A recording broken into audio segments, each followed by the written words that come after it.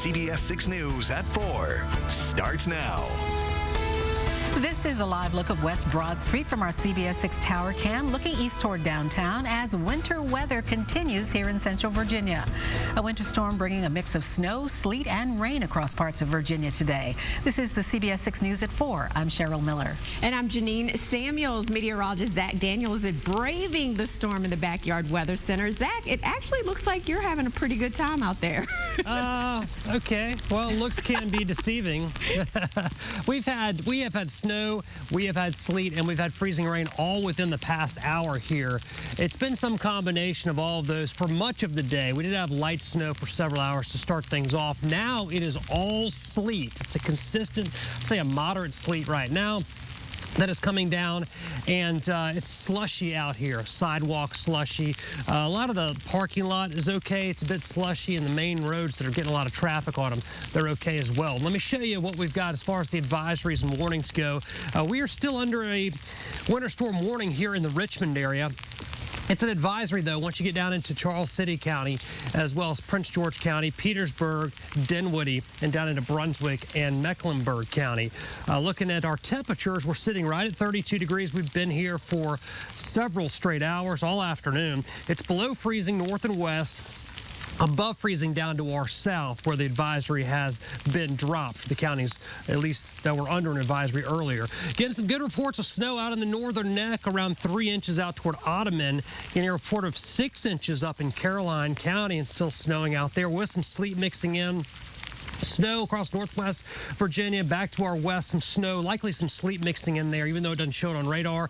And then down to our south, it is mostly just plain old rain. And you can see radar tries to do this. It's not perfect, though. It's indicating snow, sleet, freezing rain. Again, right where we are right here, it's all sleet, even though it indicates that there's snow falling, which we know that there is not at this moment, at least not where I'm standing. All right, so there's the radar showing the precipitation that continues to move in.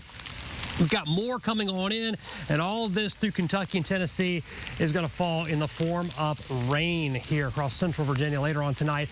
A little glaze of ice as temperatures do hold right at 32 degrees. 100% chance, so it's definitely an indoor evening. When it is raining out, it is going to be freezing rain if the temperature is still 32 or below. We'll talk more about what to expect for the rest of this week a little bit later. Thank you, Zach. It is messy out there. For a look at area road conditions, our Joy Foltz joins us live from Storm Rider. So, Joy, where are you, and how's it looking out there? Cheryl, definitely not looking too good. We are on I-95 North. You can see a car almost, I'll switch it here really quickly. You can see a car actually pulled over because of these sleet conditions on the road. I'm here with photojournalist Joe Valdez, and we've been going well below the speed limit because of how slick these roads have been. I hope they're okay. And as I was saying before, as you can see on the camera, I would definitely describe the roads as very, very slushy. This steady but very wet snowfall that's now, as Zach mentioned, has turned into mostly sleet, has definitely caused very, very slick conditions on the road. This, of course, including the highway like we're on right now, as well as the back area. Those slippery conditions causing cars, as you just saw, and trucks to swerve. As we were traveling on I-95 from Richmond to Doswell around 2:30 p.m. today, we drove past emergency crews helping an 18-wheeler that had slid off of the road, and then not even a mile up, we passed what looked like a multiple vehicle accident. And then we also saw a few more cars on the side of the highway. And even as we were getting gas, a car was coming around the corner and then actually had to swerve and almost slam on brakes because of how slick those conditions were. So if you have to drive, please, please, please, again, I can't say this enough, drive slow. Don't underestimate how slick those roads can be. But if you don't have to drive, stay at home. It's a message that VDOT is emphasizing. Earlier today, they tweeted for drivers to stay off of the roads if they can, so that crews can work to make roads passable. So again, it's super important that if you all, again, don't underestimate how slick these roads are. And again, as the temperatures begin to drop, they're only going to get slicker because of that black ice. We spoke with a couple traveling for a trip from up north who says road conditions have been pretty bad for them. We had a pre-planned trip down to North Carolina. We're stopping in the Durham area tonight, but we were trying to get out of D.C. before the snow hit around 1, but apparently we just drove right into it, so the roads have been pretty bad. To monitor conditions, we are just leaving the Caroline County area, but we were in Doswell where conditions were really bad. Again, that slushy mix, and we will continue to keep you updated on these road conditions. So back to you all in the studio. All right. Thank you so much, Joy and Joe. Please, please be careful out there. The winter weather mix came blowing through the Tri-Cities and southern Chesterfield County earlier this morning, and CBS 6 senior reporter Rain Coble was in Petersburg when the first flakes began to fall.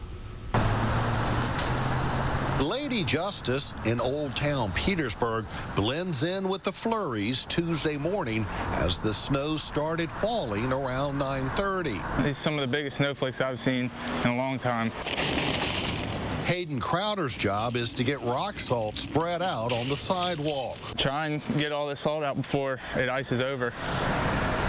This latest snow and frozen precipitation taking its toll on his supplies. Beginning of the year, we bought a whole pallet of salt, and this is our last couple bags we got. In southern Chesterfield County, the snow considered a treat for Stephen Douglas's 3 dogs. Nothing more to play side. This is a great side for them. They love playing in the snow. The wintry mix also didn't seem to bother about a dozen wild turkeys found wandering in a field in Matoaka. For the Virginia Department of Transportation, winter weather is no game, and VDOT was ready for whatever fell and wherever it began to pile up. CBS 6 cameras also caught up with these 7 snowplows at the I-95-I-85 split, loaded with salt and sand and ready to head out in either direction when called out, and ready to plow the roads when needed. As the morning went on, the big snowflakes turned to sleet, which stopped Petersburg Public Works from putting out salt and sand since it would just wash away. When the temperature drops, we'll be back out putting salt and sand on the bridges and the overpasses, places that generally get really slick, and coating them that way. With sleet coming down, the Amtrak station in Ettrick was still open. And the Amtrak Floridian train running on time and not being slowed down by the inclement weather. VDOT is still asking drivers to stay off the roads as more snow and sleet is expected, and as it gets colder, the roads will become more dangerous. Coming up all new at 5:30, VDOT has another way to help clear the roads quickly, and it has nothing to do with more snowplows. In Colonial Heights, Wayne Coble, CBS 6 News. And with this winter weather hitting our area today, the city of Richmond is taking steps to reinforce the water treatment plant. This comes just 1 month after a water crisis left residents and businesses without running water for nearly a week. City crews have made enhancements to the plant, including securing the primary and secondary power sources. There are also workers scheduled around the clock during the duration of the storm, and the city has been in touch with Dominion Energy to make sure the plant is a top priority in the event of an outage. DPU is preparing for the storm in other ways as well. This includes monitoring systems, repairing water and gas leaks, preparing staff to help with snow removal, and getting together vehicles and equipment to use as necessary. Henrico County released a report this morning on how the county handled the water crisis in Richmond. Our Elizabeth Holmes will break down that report coming up on the CBS 6 News at 5. And stay up to date with winter weather by downloading the free CBS 6 weather app if you haven't done so already. Just scan the QR code you see there on the right-hand lower side of your screen to get that app, and then you'll have access to all our push alerts. And this just into the CBS 6 studios. Chesterfield County Public Schools has announced a 2-hour delay. That's a 2-hour delay for tomorrow. We'll continue to keep you updated on school and business closures on air and on our website, WTVR.com.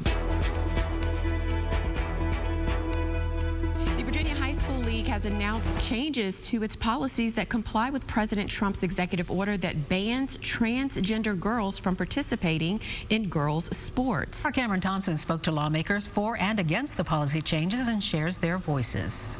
It's more about complying with the law. I mean, you've got a federal executive order that says you need to do this. That explanation from Billy Hahn, the executive director of the Virginia High School Sports League, on why they would comply with President Donald Trump's executive order banning transgender girls from girls' sports. That was the essence of what we needed to do. Friday, the league said it wasn't deviating from its 2014 policy on the issue, which allowed transgender students to follow an appeal process to be allowed to play the sport that matched their identity. Hahn says what's changed was they had time to review the language of the order and talk with their lawyers in some of their member schools. Trump's order says schools that don't comply could lose federal funding. You know, when you start talking about a loss of federal funds and a Title IX violation, then, you know, that's a pretty tough situation to put a school division into. Virginia Governor Glenn Youngkin, who attended the signing ceremony last week, applauded the move online. I mean, I'm very happy that they made that decision to follow the president's executive order. Similar feelings from Republican State Senator Tammy Mulcahy, who carried now failed legislation that would have enacted a similar ban at the state level. Disregarding how many students it affects, the issue is safety, and the issue is fairness. And so regardless if it's just one student or 100 students, it's a fair policy, it's a common sense issue. You know, you're punishing children, you know, for who they are. So I think that makes no sense.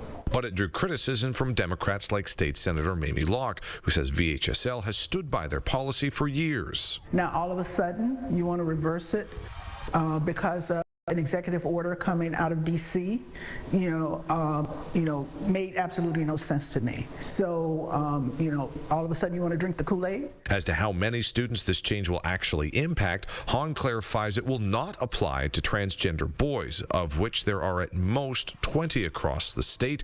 He wouldn't say the current number of transgender girls for fear of identifying them, but says going back to 2022, they have only approved 9 of them to play in VHSL. But again, you have to consider how many of those have graduated, and possibly some may not be playing sports anymore. Now, I asked Hahn what might happen if this order is challenged in court and halted by a judge, as has happened to some other of President Trump's orders. He said it's too early to tell, as they would have to read whatever the language of such an order would say. At the state capitol, Kevin Thompson, CBS 6 News. A bill making it mandatory for every school in Virginia to have its own school resource officer has failed in the Virginia General Assembly. The bill didn't make it out of the Education Committee in the House of Delegates last month.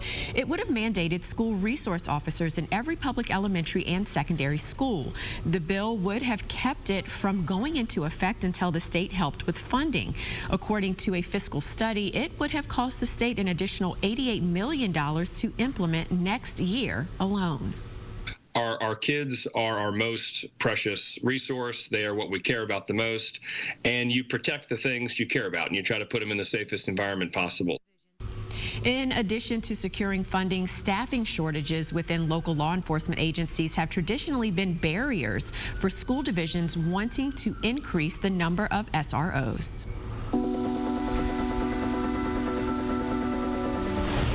The owner of a pet cemetery in Henrico County has a reminder about Virginia's nighttime trespassing laws. Marsha Rogers owns pet memorial parks on Terrell Drive in the Tuckahoe neighborhood. She says the cemetery has been vandalized in the past, and someone even tried to bury their cat there after hours without permission.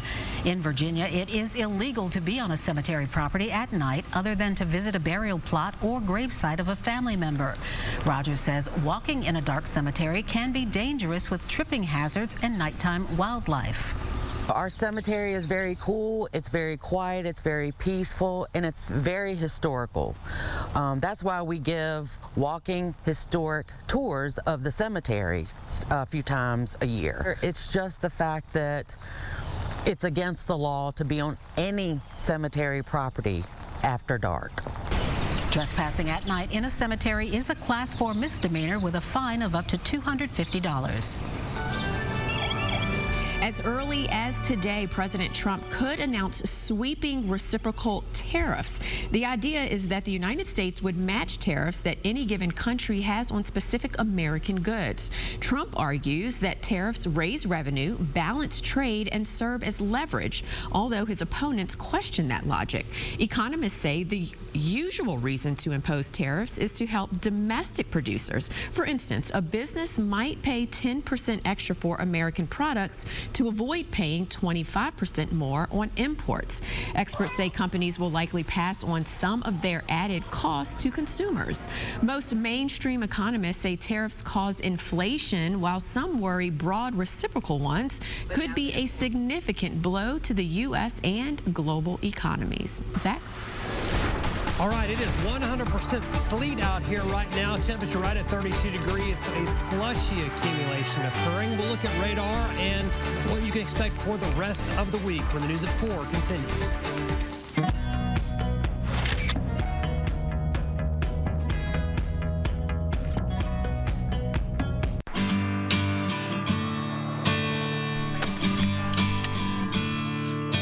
Photographers do these jobs to stay behind the camera.